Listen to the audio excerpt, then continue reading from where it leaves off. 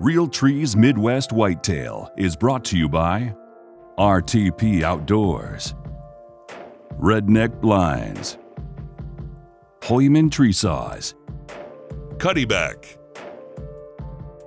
Ozonics, Nikon, Easton Arrows, America's Best Bowstrings, Viking Solutions, Spot Hog Releases, Cabela's, Hoyt, Frigid Forage, Fuse, Grizzly Coolers, Drake Non-Typical, Wasp Archery, and Real Tree Edge. Hunt with an edge. Today is May 30th, and Justin, Drake, and I are out on one of the farms that I help manage, just checking some clover plots and checking some fields. We're standing in one that it's just a tiny little spot. It's like 1/3 of an acre, but last fall I planted this to the autumn quick plot, and then in March when it was the bare dirt I came and just frost seeded clover, and I've had a lot of good luck doing that on this farm specifically. Just that frost seeding the clover and just the Pure Trophy Clover and letting it come up. So this is, like I said, this was 3 months ago. So the clover is definitely coming up. It needs mowed pretty bad though. A lot of thistle coming up, some remnants of the leftover remnants from the autumn quick plot coming up. So I just need to mow this. But I'll take you to one of the other clover plots that I did frost seeded in 2017. So this would be its second year of clover, and they look phenomenal. They also need mowed as well, but nice lush clover. So I've had, like I said, I've had really good luck doing that, and it's super simple to do, especially in these little plots. It doesn't take much. There's only so many little areas I can do on this farm. A lot of them are fairly shaded like this one is, but that clover does really well. So we're gonna check this plot out. I just checked a camera that I had put up the day that I frost seeded, so you can kind of see the difference between March and now, sitting here almost June now. But we're going to drive to the other end of the farm and go check out one of those plots and show you the difference.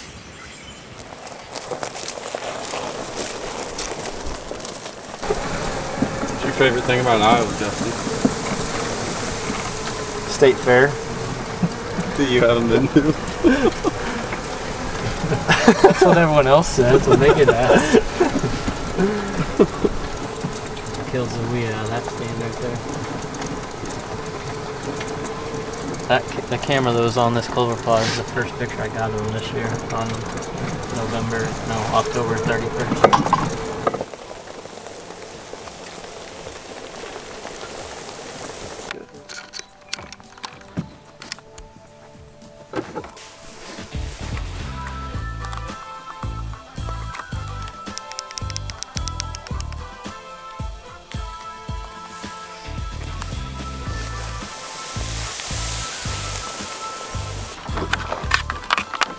This is a spot that I get Reggie every summer. A lot of pictures of him, so I'm going to get a camera put up here. See if he's back this year.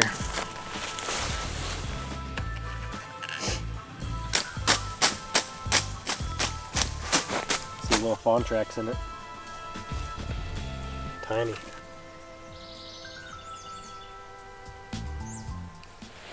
So I got 2 cameras put out on the 2 mineral licks I have on this farm, and I doubt that I will hunt this farm much this year, if at all, but it's still cool getting some summer pictures on the mineral licks. And like I said, we were going to come to another clover plot. This one I would have frost seeded in the spring of 2017, so this is its second full growing season. As you can tell, it looks awesome. It is time to mow this one as well. The clover is flowering out. But it's thick, it's lush, great looking food plot. And this spot just sets up cool, easy access off the road, out in this prairie, just a hidden food plot. And I had a mock scrape over here in this corner, and the tree's falling down now, but I got some really cool trail cam pics and video throughout the last fall. I never actually hunted here, but got some cool pictures. So good to see this. I just need to get out here and mow these clover plots now. But Justin and I, we were looking at one of the mineral licks, so you could see some tiny fawn tracks about the size of a quarter, right? Yeah. And we also jumped a fawn when we pulled the truck in this morning, so we thought it might be a good time to touch on some some stuff that Justin's learned over the years about fawns. And so Justin's one of our newest producers in Midwest Whitetail, and I'll let him give a brief overview of kind of his background, where he comes from. Yeah, I come from New York, but north of the city. Always gotta clarify. Yeah, that. just gotta clarify. Upstate. Yeah. But aside from the production end of things, I spent 3 or 4 years in the field, and it was as a field producer, and then started learning the editing on my own, and have been editing now for 2 years. But aside from the production stuff, I have a pretty extensive background in a lot of the management stuff as well. Not only on the property management and food plots, and the more natural elements of deer management and deer health, but also in a selective breeding program. So the combination of those two types of experience got me a biologist certification. So paired with the production stuff, I knew I had a chance in coming to Midwest Whitetail. Yeah. I mean, it's a pretty cool combination to combine that and have all that hands-on experience with deer and deer breeding and all that type of stuff. So rolling off of that, it's that time of year where the fawns are very abundant. We're coming across a lot of sign of them and coming across the fawns themselves. But why don't you tell us a little bit about what you've learned over the years, having dealt with fawns, things like the importance of not touching them this time of year and things like that. Yeah, I think one of the biggest things and one of the most important things to think about right now is if people run across a fawn, a doe is only going to do so much against certain predators. They'll stand up to a coyote or a fox or something like that they're coming in contact with all the time. But I mean, have you ever walked up to a deer and it stood its ground? It doesn't really happen. So if you happen to walk upon a fawn, I mean, it's there because the mom left it, and it's pretty much going to fend for itself. But the thing is, like, just leave it alone. It's cute and it's cool, and take a picture. Don't touch it, but just know that it's not orphaned, it's not abandoned. It's just there because it has no other defense mechanism, and neither does mom. So she just left it, and she's probably not that far away, just watching you. So specifically, why is it important not to touch them? We've all heard a number of different reasons, but what's the main reason for not touching these fawns? The biggest thing is because, as I mentioned, like, they don't have very many defense mechanisms, but one of the things they do have in their favor is they're relatively scent free. Right. So what's been said about the mom not coming back and reassociating with their baby is untrue. It's a myth. But the reason you shouldn't touch them is because you've just introduced a new scent to that newborn deer. That's foreign to not only that specific animal, but to the mother, and then to other animals, other predators. So you've just introduced a new possible way to kill it, essentially, before it has a chance to really get on its own and have its own fighting chance. Yeah. We mentioned we saw those tiny little fawn tracks, and we're starting to see a lot of little fawns now. So why don't you talk a little bit about the timing of when most of these fawns are born? We're sitting May 30th today, so we're end of June. But based on, or maybe just talk a little bit more about the gestation period of whitetails, specifically for the Midwest from a timing standpoint. Right. Okay. So the gestation period for a full-term whitetail fawn is 186 days. So that's going to be plus or minus a few days depending on when that doe is actually bred, which I mean, for Iowa and generally like the Midwest, Illinois, maybe even Missouri, right around November 15th to the 18th, somewhere in there. Right. So with that math, like I looked at it earlier, just hearing Bill say his favorite day is November 7th. And I know that's not the peak breeding day, but just for an example's sake, like, that means if a doe was bred on November 7th, it would have been, if it went to full term and born on day 186, that would have been May 10th. Yeah. So here we are, May 30th. If peak breeding was the 15th to the 18th, you're looking at 18th May 18th to the 20th, 21st. Yeah. So 9 to 12 days ago, basically, could be potentially the peak birth dates for these fawns. Yeah. So they're still very, very young at this point, obviously. Yeah, and if you start noticing fawns, like, I mean, unfortunately, one of the first places you see them is on the side of the road.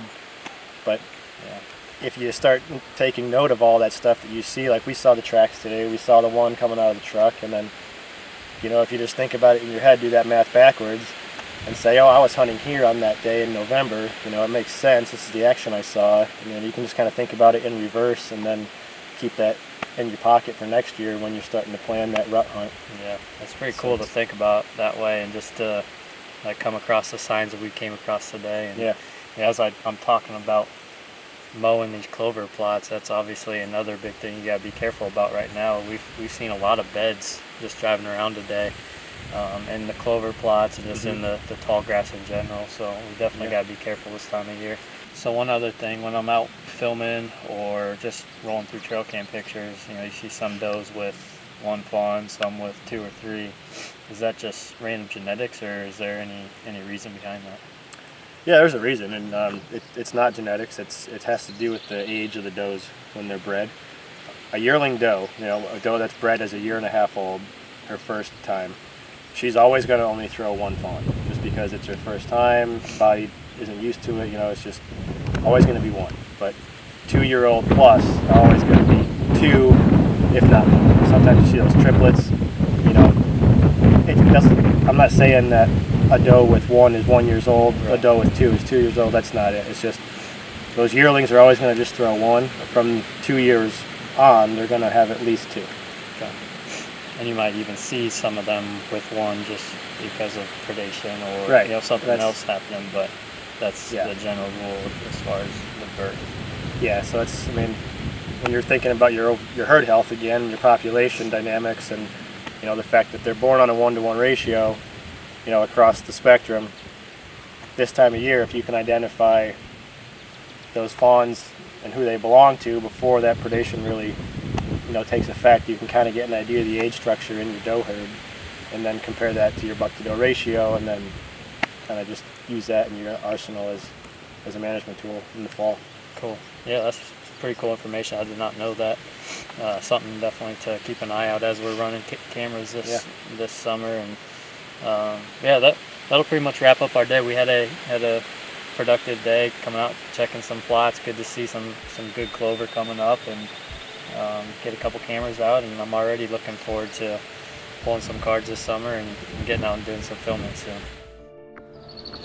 All right, so you guys are going into this season having come off another 200-inch kill, but you lost a farm, got a baby on the way. You shot one of your hit listers, another one got hit by a car, and where do you start this year? That's a good question. So, yeah, having an insider get hit by a car, just a few days after passing him twice, definitely puts a wrench in our game plan for this upcoming season. We pretty much were planning this year around that one particular deer. So that kind of leaves us with a few other deer actually that on our farm in particular that we'll be after. Buck we called Magnet. We ended up passing him so many times last year. We started calling him Magnet just because it didn't matter where we were on the farm. We always seen that deer. So he'll be one that's at the top of our hit list probably. We're hoping that he makes that big jump that we're looking for. That's kind of the reason we passed him. Just a huge bodied deer. We were guessing him at 4.5, possibly 5.5. But with it being a drought year, I think it was a pretty easy decision to give him another year. And hopefully we get the rain this year. And we're still kind of lacking on that. But if we can get some good rains coming up, hopefully it'll be a good growing season, and he could make a really big jump. We actually have rain in forecast tomorrow. We just finished up a 2-acre bean plot at the farm, and then a 2-acre bean plot right behind the house with the help of all the guys in the office. So can't thank them enough, and it could really make our season. There's a couple different bucks that we'll be looking for on our farm, and then there's at least 4, maybe 5 bucks that we'll be looking for behind our house. You actually had a couple insanely good hunts behind the house, so that's something we're going to be definitely looking forward to this year to see if we can, in the chapter on the backyard buck, or a buck we call Tweezer, and just awesome 8-pointers. I mean, it doesn't get much better than that hunting 100 feet right out your back door. I mean, yeah, it's pretty absolutely awesome. So that's one hunt we're super excited about. But it's going to be a tough year, I think. Yeah, I mean, we're not looking at a ton of mature bucks this year, I don't think. And it could be a year of I say spring cleaning, but it's just as fun chasing a management buck it is a buck with a ton of headgear. So we should definitely still have several deer on the farm we shot the goat on. There's a buck we called Nemo. We kind of got that mixed up. The first when it aired on Midwest Whitetail, the buck we were hunting was the goat. We were actually hunting a buck too that we called Nemo. The reason we called him Nemo was he was a big 10-point and kind of had a dwarf G2 that kind of just went down, and Yeah, he ended up breaking it off not long after. But we were guessing him at 4.5 years old, so we're looking for a big jump on that deer, and that'll actually be our #1 hit list buck this year. I know Taylor's going to be chasing him and a buck we call Double Throat Patch. Yep, I had an encounter with him last year. I needed him to take just 2 more steps, and I could have got an arrow in him, but that is how my season went right there. Exactly. So I'm excited to get this season underway and kind of looking for some redemption from last year. Absolutely. So. Yeah, it was, as we've said many times, a year of self-inflicted wounds that I know you're looking forward to season more than ever, just to kind of right those wrongs. Yes. And make sure we cross our T's, dot our I's, do everything. Even though you can't prepare yourself for the situation, the cold and the adrenaline and the amount of clothes. I mean, she pulled her bow back 15 times in the yard a day, but then you factor in all those things and you just couldn't pull it back. So super embarrassing. Something that you learn every year. You think you hunt long enough, and there always is something you can pick up with a new season, and we learned that firsthand last year. So yes, definitely looking forward to the season and kicking off things in the right direction. So baby's on the way due in August. Yes. How's that going to affect your time off? Actually, it's going to work in our favor because I'm going to get more time off than ever. So I'll be off work from about the middle of August until the end of December. So I'll have a ton of time to be out in the field, and that is exciting because, like we said, with my unfortunate last season, having all this time off will be a definite payoff because I'm gonna need to get back on the saddle and kind of right some wrongs and hopefully fill some tags. Yeah, absolutely. And not only with you're going to be off every day, but we both just moved to day shift, whereas opposed to last year she was on an 11 to 7 shift and I was on a 6 p.m. to 2 a.m. shift. So I could hunt every morning, she could hunt every evening. So our schedule really didn't line up at all. This year I'll be on day shift. Early October, we're really going to key in on those October cold fronts. And I know our clover plot on our farm, it's always on fire that time of year. So we'll be spending a lot of time there and being able to actually hunt in the early season and catch all the cold fronts as opposed to hoping that a cold front lands on our weekend or on our day off. So all in all, we're going to have more food than ever. We're going to have more time to hunt than ever. So we're really looking forward to the season. We have more opportunities than ever. We may not have the same quality of bucks that we've had in the past that we know of. You never know what could show up.